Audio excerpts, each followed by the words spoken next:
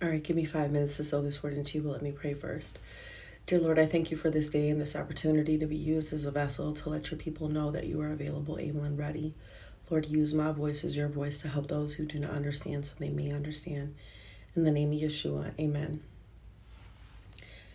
So let me tell you, Saturday, or was it yesterday? No, it was Saturday because I was cleaning my house and I'm like, oh, there's so much stuff to do. Like, my room was in shambles, right? Um, and I'm like, well, let me kill two birds with one stone. Let me listen to the word as I clean. So I started Luke. And this is like in one, it just popped out to me. Luke 1 5 through 6 says, during the rule of Herod, king of Judea, there was a priest assigned service in the regiment of Abijah. His name was Zachariah. His wife was descended from the daughters of Aaron. Her name was Elizabeth. Together they lived honorably before Elohim, careful in keeping to the ways of his commandments and enjoying a clear conscience before them. So when I heard that, like, first of all, he said everything I do is specific. You see that Zachariah was a priest connected to me, and then Elizabeth was from the daughters of Aaron, connected. Everything is connected. And then when you go a little further, Elizabeth and Mary are cousins, and then John and Yeshua are cousins. So they lived together honorably before Elohim, careful in keeping to the ways of the commandments and enjoying a clear conscience before the Most High. And it got me to thinking, that's what I want. I want to have a clear conscience before him. I don't want to be weighed down by anything that is happening outside of his control. Because at the end of the day, I'm going to talk about me because I don't know you. He controls everything. Elohim is the creator of all things. He is the Almighty. There is nothing that happens without his knowledge. So for me, like, I'm listening to Luke and I'm cleaning. That part stuck out and I'm like, okay, I'm going to come back. There's so much more in Luke. Oh my gosh, it's like a feast. Because later on in Luke, I hear Yeshua saying, well, if you got two coats, give away one. Why? I go through the closet, I had like 8 jackets. I got like 3 bags, like them 33-gallon black, throw your leaves in bags, like clothes, shoes, coats. Man. And in my head, I'm thinking, okay, I'm going to go take this to this woman's shelter that I was at, so they can go through it. However,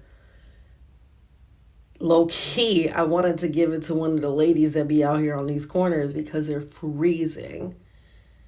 And I don't think that people understand. It's not my place to sit and judge what someone is doing or not doing, but to show the love of Yeshua time and time again and be compassionate and see others in their sickness and want to extend mercy. So I get in the car and I get like 4 blocks away and I see this chick shivering. It's like, I don't know, 22 degrees, maybe 23 outside. And she got a little coat and she just, I've been black. And I'm like, hey, you need a coat? She's like, yeah. Timberland coats, Columbia coats, big fur pimp coats, like, dude, I'm going through one of the bags. And I said, hey, get in here and open up a bag and get one. And she goes in and she finds it. She's like, oh, I like these. And then she starts looking at shoes. I said, man, well, you can have it. She's like, I just live right down the block. Just meet me down there. I said, girl, get in the car. So I took her to her spot, dropped her off with the bags. I said, Lord, that was quick.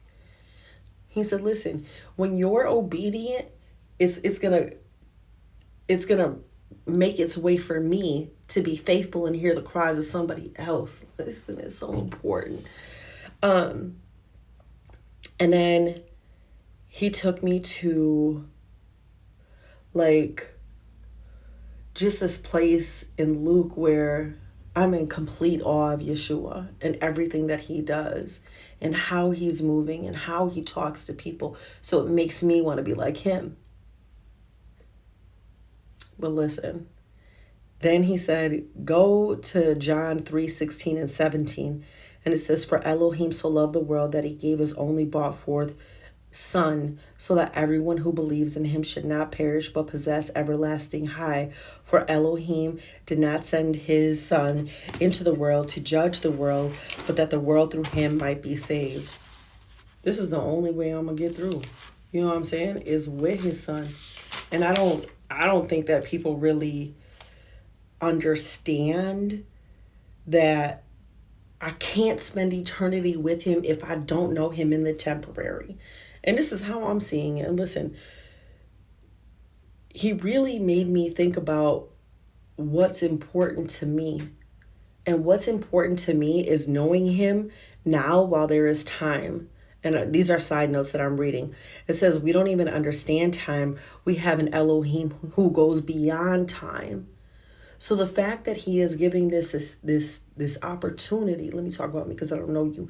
He has given me this opportunity to have a redeemed life.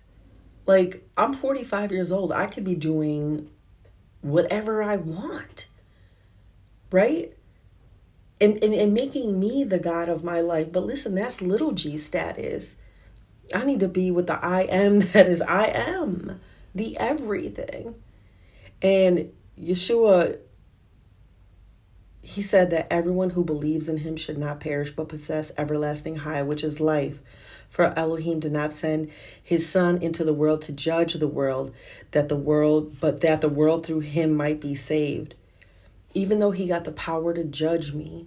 And listen, I could have judged anybody and been like, no, Lord, I'm not going to give my clothes to this lady, or I'm going to give them to somebody who's in need. What if it was nothing but scammers at the women's shelter? Right? This lady ain't lying. She outside shivering and I can see it. Everybody sees it when they drive past, but no one is willing to stop. Listen, I don't care what somebody does. My thing is I have this opportunity to realize what is important, and it's for me to walk with a clear conscience like Zachariah and Elizabeth did. I want to follow his commandments. I want to be careful in keeping to the ways of those commandments so I don't disappoint my Father. And that's wild because I've had nobody.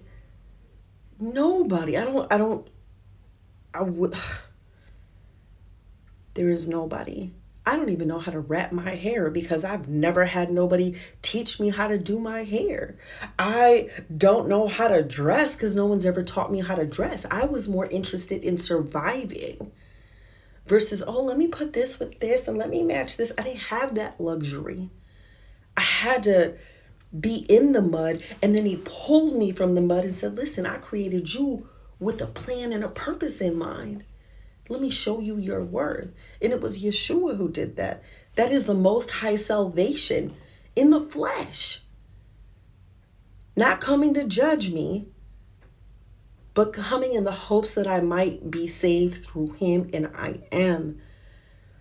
I had to examine myself and be like, what's really important? Sitting out here trying to run up a bag, trying to catch this, trying to do this. Listen, I'm telling you, when I want everlasting high, which is life, everlasting life, I want eternity. But I can't get that if I don't holler at him in the temporary and acknowledge who he is because of who he is. The Most High is not like what people have said. He wants you in your broken state. Because it's going to be a time where we got to give an account for our lives. And I'm not trying to be like, let me cop a plea, Lord, because it's going to be too late. I don't want to hear yo bounce. I don't even know you. Oh, but I was doing things in your name. No, you was doing them in the name that you thought was going to be comfortable for your hustle. Not because you really had my heart or you were seeking me with your whole heart. I want to encourage you. There is an opportunity right now for you to get locked in with him.